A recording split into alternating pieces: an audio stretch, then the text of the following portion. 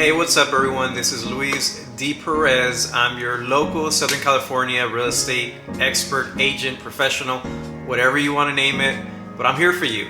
And I love to educate buyers and sellers on anything that's real estate related. I'm a learner. I obviously love to learn new things, and I learn something new in every transaction. I'd like to share that with everyone in this channel, so go ahead and follow me for more information like this. Today we're talking about HOA, condos, and townhomes.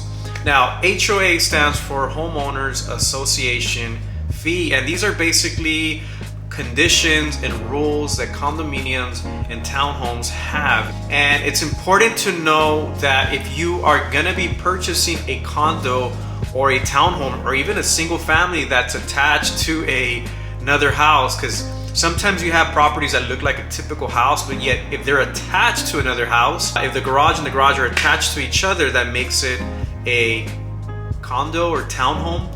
And if that's the case, more than likely it has an HOA fee. Now, what are the pros and cons?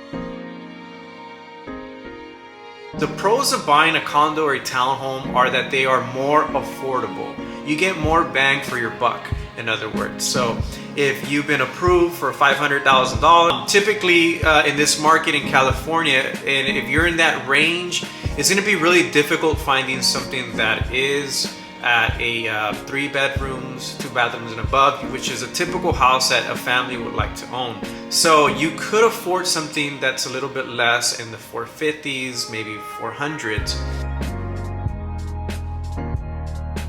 Now, there's a catch-22 to this, right? Because even though it's less expensive, the HOA fees could hurdle you in getting approved for your final loan. What that means is that for the most part, each condo or townhome has an association fee that has to be added to your mortgage. Now, I've seen the average HOA fee anywhere from $200 to $400. That's the average. Now, you get lucky if anything below 100, and if it is below 100, probably means that there's not as many conditions and rules to that property. But if it's over 400, now you're talking about real fee. That usually means that the condo has a lot of things to offer, maybe upgraded gyms, upgraded golf courses, hiking tracks. I mean, this place must have it all. And if it doesn't, you might want to reconsider. Now we're talking about the market here in California, right? We're not talking about anywhere else. So here in California, say you're looking for a property at 3 bedrooms, 2 bathrooms, a spacious place, you're gonna be looking at condos somewhere in the 400s to 500. Again, that depends on where you're looking for them. That's the other con about this, is the fact that some of these condos that you could afford and that are probably the best looking ones are going to be way further in places like the Riverside County, San Bernardino County, the Inland Empire. Anything in the Inland Empire, you're definitely going to find something that is big and spacious. So maybe the length of the drive might not be a benefit for you, so there's a lot to consider when purchasing a condo. Another thing to look at when you are purchasing a condo or a townhome or anything that has an HOA is finding out, or this is where the realtor comes in and finds out whether that property or that condominium is FHA approved. When you're buying a house, there's many ways of getting your finances to make that final payment. For some people it's cash, for some people it's through a bank, and through that bank some people go through traditional ways, through conventional, or for the most part, first-time home buyers, the FHA or the CalHFA, you got the VA, you got so many programs out there. But when the first-time home buyer comes into the market and they're looking for a condo, you need to be aware that some of these condos are not FHA friendly. They're not accepted in certain condominiums. Some places actually have a ratio where they want 50% of the condominiums or townhomes to be FHA and the rest conventional or other means. So if it is FHA approved, congratulations. That's one step forward to getting you into that house. One of the cool things about purchasing a condo or anything that has an association fee attached to it is that for the most part, the association takes care of any exterior parts of the house, the roof, the the exterior sidings, the stucco, anything that's outside, usually for the most part, that's where the benefit comes in of having a condo, right? I mean, just the example of the roof itself. Like if you have an issue of a leakage as a homeowner by yourself in a single family, you have to take that risk, that liability, and hire a contractor to go out there and make that fixture, unless you're a handy person. But who knows if you are or not. But let's say that you don't know any contractor, you don't know how to use a tool or none of that, then you're gonna have to hire a contractor. And what I've seen out there for the most part here in California, they're, you know, for a new roof or a typical 1,000, 1,500 square foot home, you're talking about anywhere from 10,000 all the way to 20,000. That's a huge ticket to pay. But when you have a condo, they take care of that. The HOA fee, you're putting this money into the HOA and they are gonna cover you for any exterior issues. And that includes termites and includes all of that good stuff.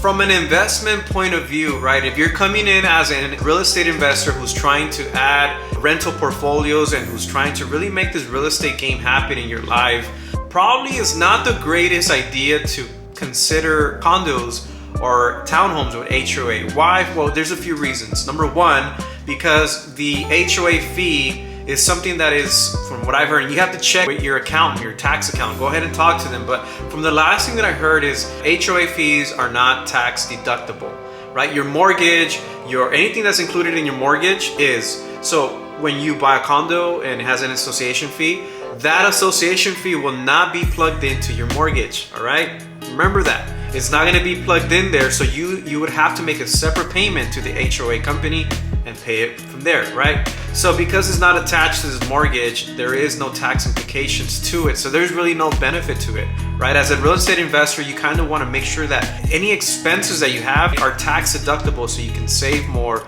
so you can invest more. It's just an asset, right? Things that are just growing and growing. Condos and townhomes don't appreciate as fast as a typical single family residence. What do I mean by that? Well, for the most part, single family homes tend to appreciate at a higher rate. That means that the value of your property tends to get higher each year, depending on the market, right? But it tends to increase a lot faster than a condo or townhome. Although there was that little anomaly of the market, which was a year or two ago, where man, anything was growing in value. I mean, even cars are growing in value, but that's not gonna happen forever. For the most part, in a normal, balanced market. Now, there's a lot to consider when you're buying a condo. My personal opinion on condos, you're able to get something probably bigger. It doesn't feel like you're living in an apartment. It just feels like you live on your own. And that could be a pro. So if you're considering buying a condo townhome, and if you have any other questions, drop them here on the comment section and I'll answer them as best as I can. But hey, if you're approved, go ahead and make it happen. You do have that option. I know a lot of people frown upon condos because they think about apartments right away, but it just might work out for you. Go ahead and try it out, right? So any other questions, let me know. Hit that subscribe button and I'll talk to you soon.